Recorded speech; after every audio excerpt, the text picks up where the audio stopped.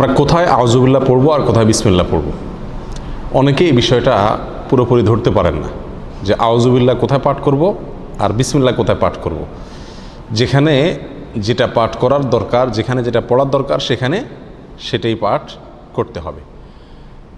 বিসমিল্লাহির রহমানির রহিম বা বিসমিল্লাহ এটা পাঠ করতে হবে যেই কোনো ভালো কাজের শুরুতে, যেই কোনো বৈধ কাজ, যেই কোনো ভালো কাজের শুরুতে কি পাঠ করতে হবে? বিসমিল্লাহির রহমানির রহিম পাঠ করতে হবে।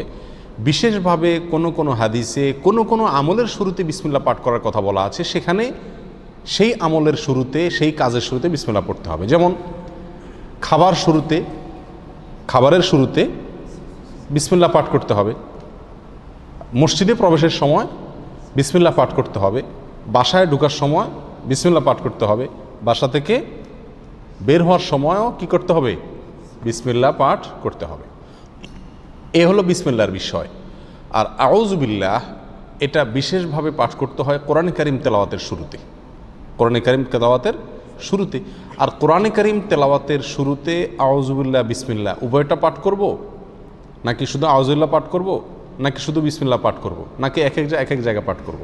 অনেকগুলো প্রশ্ন আসে কি আসে না। এটার উত্তর হলো, যখন আমরা কোরআন কারীমের তেলাওয়াত শুরু করব, সেটা নামাজে হোক, নামাজের বাইরে হোক, যে অবস্থায় হোক না কেন, যদি আমরা কোরআন কারীমের তেলাওয়াত শুরু করি তাহলে আউযুবিল্লাহ পাঠ করতে হবে, আউযুবিল্লাহ পাঠ করতে হবে। অনেক উলামায়ে কেরামের মতে ওয়াজিব, অনেক উলামায়ে কেরামের মতে সুন্নাত। আল্লাহ সুবহানাহু ওয়া তাআলা সূরা নাহলের 98 নম্বর আয়াতে ইরশাদ করেছেন, ফাইদা ক্রাআতাল কুরআনা ফাস্তাইজ বিল্লাহি মিনাশ শাইতানির রাজীম। সুতরাং যখন তুমি কোরআন পাঠ করবে তখন তুমি শয়তান, বিতাড়িত শয়তান থেকে আল্লাহর কাছে আশ্রয় প্রার্থনা করবে, অর্থাৎ আউযুবিল্লাহি মিনাশ শাইতানির রাজীম পাঠ করবে। এটা হলো যখন কোরআন তেলাওয়াত করবে। তাহলে আমরা নামাজে যখন হাত বাঁধবো, হাত বাঁধার পরে সানা পড়ব, এরপরে আউযুবিল্লাহ পাঠ করব, কারণ আমাকে সূরা ফাতিহা পড়তে হবে, সূরা ফাতিহার পরে আরও সূরা পড়তে হবে। সেজন্য আমাকে শুরুতে কি পড়তে হবে? আউযুবিল্লাহি মিনাশ শাইতানির রাজীম পাঠ করতে হবে। এটা সুন্নাত। এটা হলো যে কোনো কোরআন তেলাওয়াতের শুরুতে। আপনি যে কোনো মজলিসে একটু কোরআন তেলাওয়াত করতেছেন, আপনি একটা কোরআন আয়াত কোনো এক জায়গায় তেলাওয়াত করতেছেন, এমনি কোরআন খুলে তেলাওয়াত করতেছেন, যখনই আপনি কোরআন তেলাওয়াত করবেন, সেটা নামাজে হোক, নামাজের বাইরে হোক, আপনাকে কি পড়তে হবে? আউযুবিল্লাহি মিনাশ শাইতানির রাজীম এটা পড়তে হবে।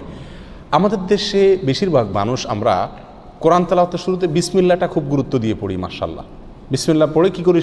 তেলাওয়াত শুরু করি। আউযুবিল্লাহ বেশিরভাগ মানুষ তেলাওয়াতের শুরুতে আমরা পাঠ করি না, অথচ তেলাওয়াতের শুরুতে বিসমিল্লাহর চাইতে আউযুবিল্লাহর গুরুত্ব বেশি। আউযুবিল্লাহ পাঠ করতে হবে। তেলাওয়াতের শুরুতে কি পাঠ করতে হবে? আউযুবিল্লাহি মিনাশ শাইতানির রাজীম পাঠ করতে হবে। সেটা আপনি সূরার শুরুতে পড়ুন, সূরার মাঝখান থেকে পড়ুন, এক আয়াত পড়ুন, আধা আয়াত পড়ুন, কোরআনের যে অংশই পড়ুন না কেন, যখন শুরু করবেন কি দিয়ে শুরু করতে হবে? আউযুবিল্লাহি মিনাশ শাইতানির রাজীম, এটা দিয়ে কোরআন তেলাওয়াত শুরু হবে। বিসমিল্লাহির রহমানির রহিম এটাও কোরআন তেলাওয়াতের সময় পড়তে হবে, কিন্তু কখন সেটা? বিসমিল্লাহির রহমানির রহিম কোরআন তেলাওয়াতের সময় পাঠ করবেন সূরার শুরুতে। কিসের শুরুতে? সূরার শুরুতে। সূরা তাওবা যেটা 10 নম্বর পারায় আছে, এই সূরার শুরুতে শুধু বিসমিল্লাহ নাই, সেখানে আউযুবিল্লাহ দিয়ে শুরু করবেন যদি ওখান থেকে তেলাওয়াত শুরু করেন। আর যদি আগে থেকে তেলাওয়াত শুরু করেন, সূরা মাঝখানে পড়ে, তাহলে কিছুই পড়তে হবে না, ঢালাওভাবে পড়ে চলে যাবেন। আর অন্য যে কোনো সূরার শুরুতে, কথার কথা, আপনি নামাজের ভিতরে সূরা ফাতিহা শুরু করতেছেন, তাহলে সূরা শুরু, তাহলে এখানে আউযুবিল্লাহ পড়বেন, পরে আবার কি পড়বেন? বিসমিল্লাহও পাঠ করবেন। আপনি সূরা ইয়াসিন তেলাওয়াত করতেছেন, তাহলে ইয়াসিন ওয়াল কোরআন হাকিম পড়ার আগে আপনি কি পড়বেন? বিসমিল্লাহ পাঠ করবেন। আর সেই পাঠটা যদি আপনার একেবারে শুরু হয়, অর্থাৎ কোরআন খুলে ওটা শুরু করেন, তাহলে দুইটাই পাঠ করবেন, কারণ শুরুতে সেই হিসাবে আউযুবিল্লাহ, আবার সূরা শুরু সেই হিসাবে বিসমিল্লাহ। কথাটা কি বুঝাতে পারছি? আর যদি আপনি মাঝখান থেকে এক জায়গা থেকে খুলে পড়তেছেন, সূরার মাঝখান থেকে, তাহলে আপনার কি পড়তে হবে? আউযুবিল্লাহি মিনাশ শাইতানির রাজীম। বিসমিল্লাহ পড়া জরুরি না, যদি পড়েন পড়তে পারেন। কথা বুঝে আসছে? এই হলো আউযুবিল্লাহ এবং বিসমিল্লাহ কোথা আমরা পাঠ করব, তার একটি মোটামুটি বিস্তারিত বিবরণ। দোয়া দুরুদ পাঠ করার সময় আমরা কি বিসমিল্লাহ পড়ব কি না? অনেক দোয়া আমরা পড়তে হয় নাকি?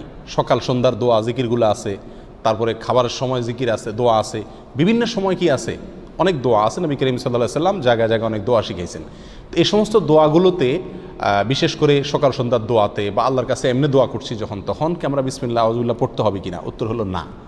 এই সমস্ত জায়গায় আউযুবিল্লাহ বা বিসমিল্লাহ পড়ার প্রয়োজন নাই। কেন? কারণ হলো আপনি যে দোয়া পড়তেছেন ওই দোয়াটাই কি আল্লাহর নাম। ওই দোয়া পড়া মানেই হলো আল্লাহর নামে জিকির করা, অতএব সেখানে আবার আল্লাহর নাম নিয়ে আলাদা জিকির করার প্রয়োজন নাই। আর তাছাড়া সে সমস্ত জায়গায় এই বিসমিল্লাহ পাঠ করার কোনো নির্দেশ কোরআন এবং সুন্নায় বর্ণিত হয় নাই। কথা বুঝে আসছে? কিন্তু যেই কোনো এছাড়া যে কোনো বৈধ কাজ এবং ভালো কাজের শুরুতে কি পাঠ করতে হবে? বিসমিল্লাহ বলে শুরু করতে হবে। হাদিসে আসছে নবী সাল্লাল্লাহু আলাইহি ওয়াসাল্লাম ইরশাদ করেছেন, কুল্লু আমরিন যী বালিন লাম ইউবদা বিবিসমিল্লাহি ফাহুয়া আবতার ওয়া ফি রিওয়ায়াতিন ফাহুয়া আকতা। যে কোনো কাজ যদি তার শুরুতে আল্লাহর নাম নেওয়া না হয়, বিসমিল্লাহ বলা না হয়, তাহলে কাজটা অপূর্ণাঙ্গ থেকে যায়, ওটাতে বরকত থাকে না, কল্যাণ থাকে না। এই জন্য যে কোনো কাজের শুরুতে কি পাঠ করতে হবে? বিসমিল্লাহ পাঠ করতে হবে, যদি সেটা বৈধ কাজ হয় অথবা যে কোনো ভালো কাজ হয়। আল্লাহু আ'লাম।